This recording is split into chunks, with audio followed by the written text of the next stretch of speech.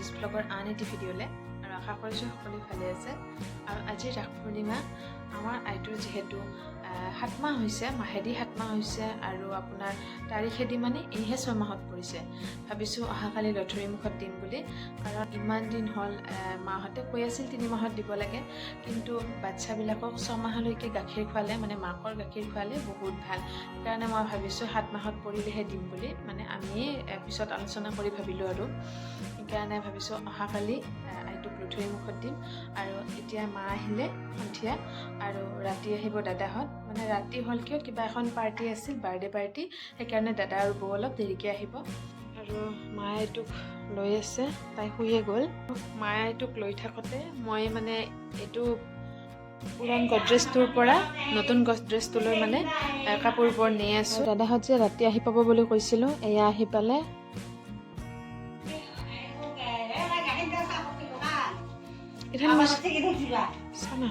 আৰু এইটো গা চা ধুৱাই মেলি কাপোৰ পিন্ধাই দি আছোঁ।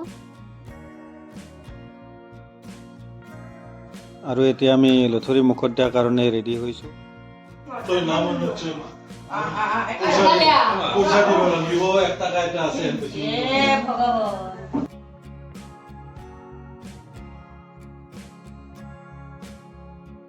আজি আপোনালোকেতো গম পাইছে, আমাৰ আইটোৰ আৰাধ্যা লক্ষ্মী, তাইৰ আজি লঠৰি মুখত দিয়া, গতিকে অলপ সোনকালে কৰিলোঁ। 9:15 মিনিটমান আছে, তাৰমানে কি দাদাই আৰু ডিউটিত যাব, গতিকে সি লঠৰি মুখত দি গুচি যাব বোলে। গতিকে আমাৰ নিয়ম অনুযায়ী মানে কি এটা নিয়ম থাকে যে মামীয়েকে লঠৰি মুখত দিব লাগে, সেইকাৰণে সি যেনেকৈ হ'লেও সময় উলিয়াই আহিছে আজি। ইয়াতে এনেকৈ চাকি দিয়া হৈছে, ধূপ চাকি আৰু এই লঠৰি আৰু এই মিঠাই, তামোল পাণ। এই তামোল পাণো খাব নেকি? আৰু এইটো আৰু এইটো আইটো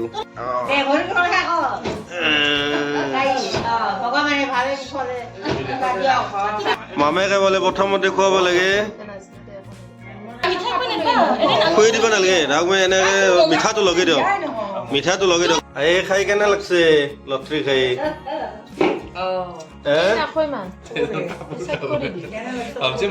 কেনে লাগছে?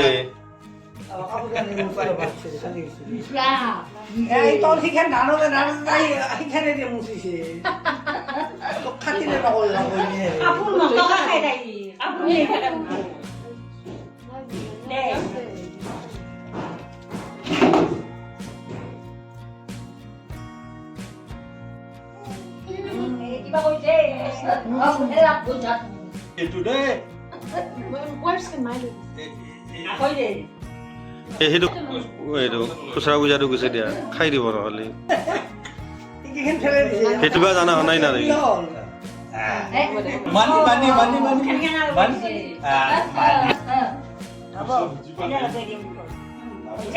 নাংমান লগাই দি তিনবাৰ এইটো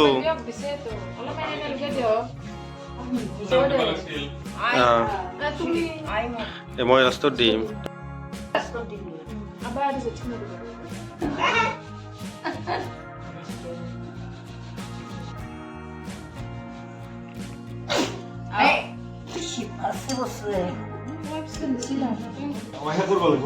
নালগে নালগে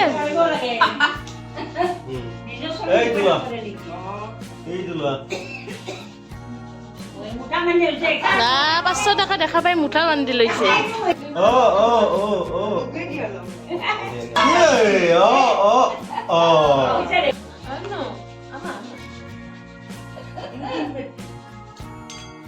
এইবাৰ লৈছে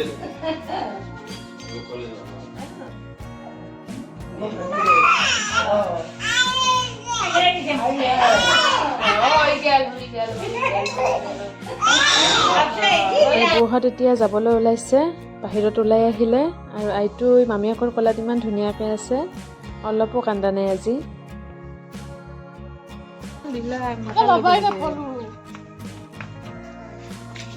মোকে চিনি নাপাইছিল তাতে থাকি, ঘূৰি গেলে কান্দি।